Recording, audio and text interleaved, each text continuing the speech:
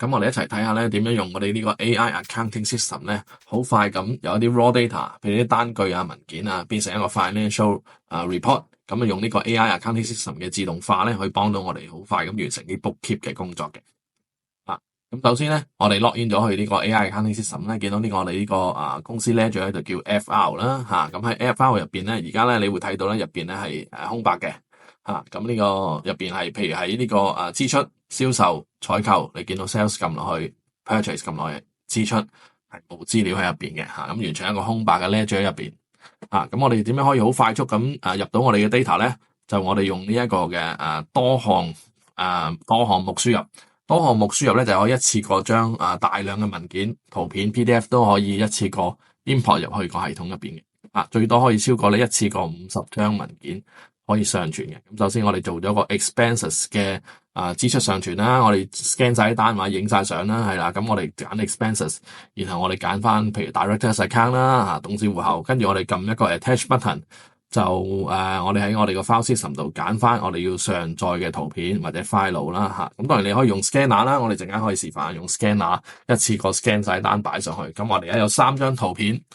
或者文件就撳上載，咁啊將呢3個圖片嘅 expenses 咧就擺上去入directors account 咁樣。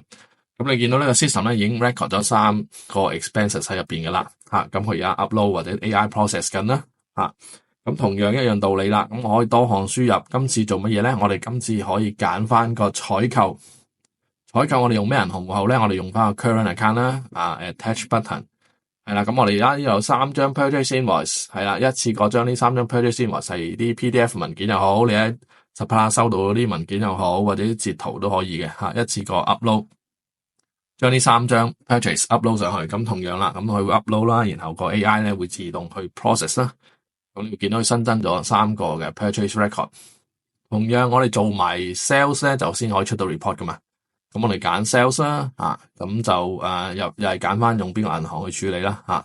咁亦都係揀翻個 current 啦。咁然後我哋 attach 3張 sales invoice，咁擺上去。咁同樣係 upload。咁如果你用 scanner 嘅同時咧，當譬如你20-30張一次 upload 咧，可能要1-2分鐘、2-3分鐘。咁 upload 緊嗰時，你咪可以轉手去 scanner 度 scan 嘢，咁 scan 完翻嚟，等佢 upload 完，咁你咪唔使停手咯。咁成個流程可以做到好快嘅，咁等佢 upload 呢邊 upload 嗰邊去做 scanning，咁呢邊 scan 完，咁嗰邊又 upload 完，咁我又可以做下一個 batch 啦。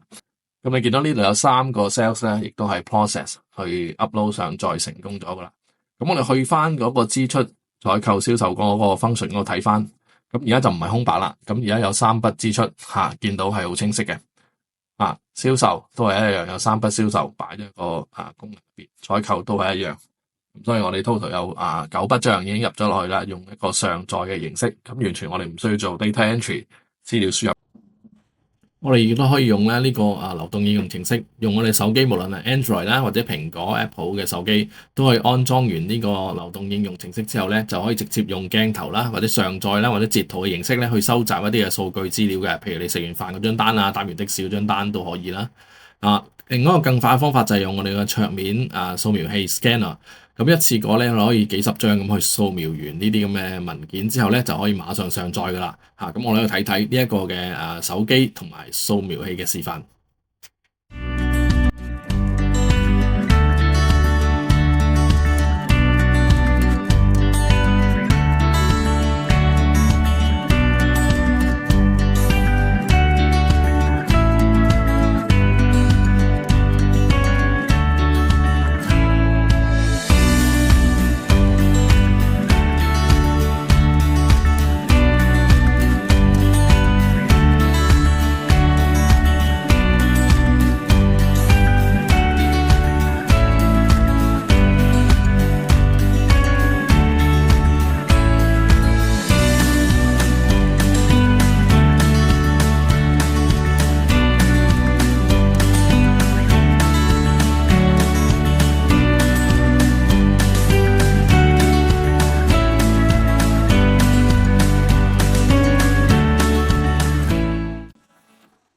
咁我哋除咗可以用呢啲手機scanner up 晒上去啲單之後咧，咁我哋就可以睇到呢啲資料咧喺我哋系統入邊。咁呢度有個 dashboard 啦，簡單睇下啲圖像化嘅資料啦嗰啲收入啊、cost 啊、expense 啦。咁但係最緊要會計同事都係睇報表嘅。咁我哋去翻報表睇翻呢一個財務報表。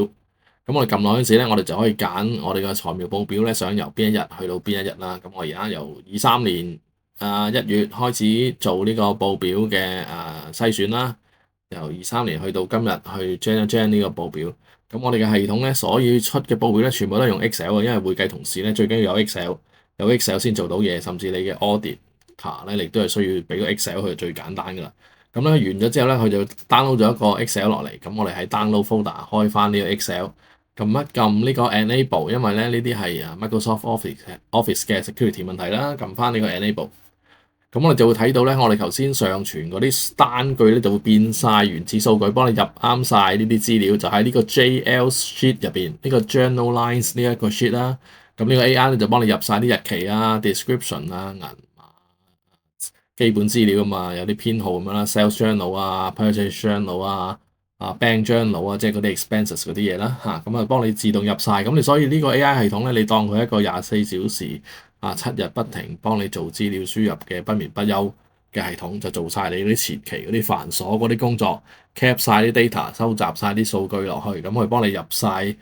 資料，分啱晒類。咁你會見到咧有好多 worksheet 喺入邊嘅，每一個 bank，譬如你個 director's account，你嗰張 credit card，你嗰個中銀銀行戶口，或者你每個同事開一個虛擬戶口俾佢，即係當係 petty cash 嗰啲咧，去 claim 錢嗰啲都可以，每個同事開個所謂 bank account 俾佢。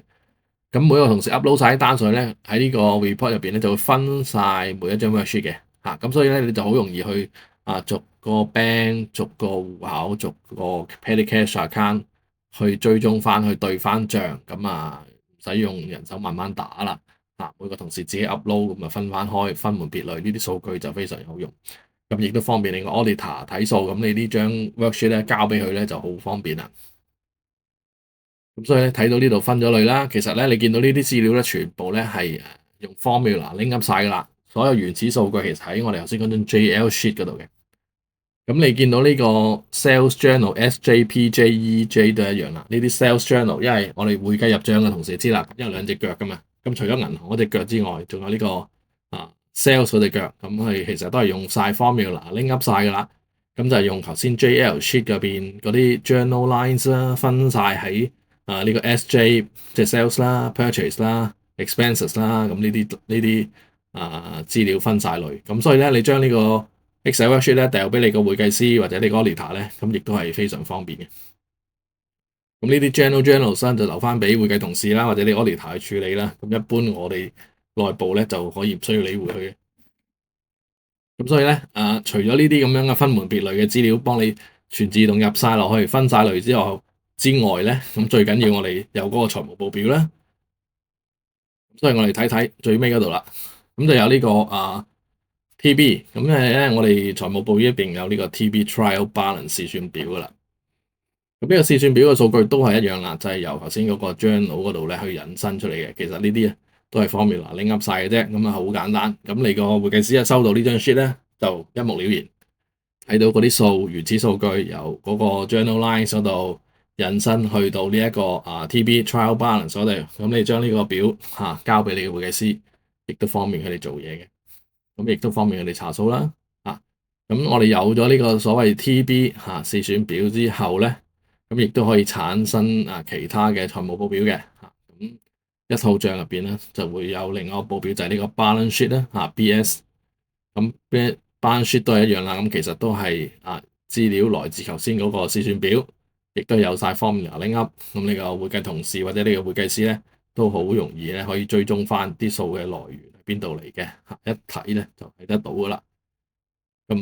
啲負債資產就會喺呢個資產負債表 balance sheet 入邊咧去睇得到嘅資料。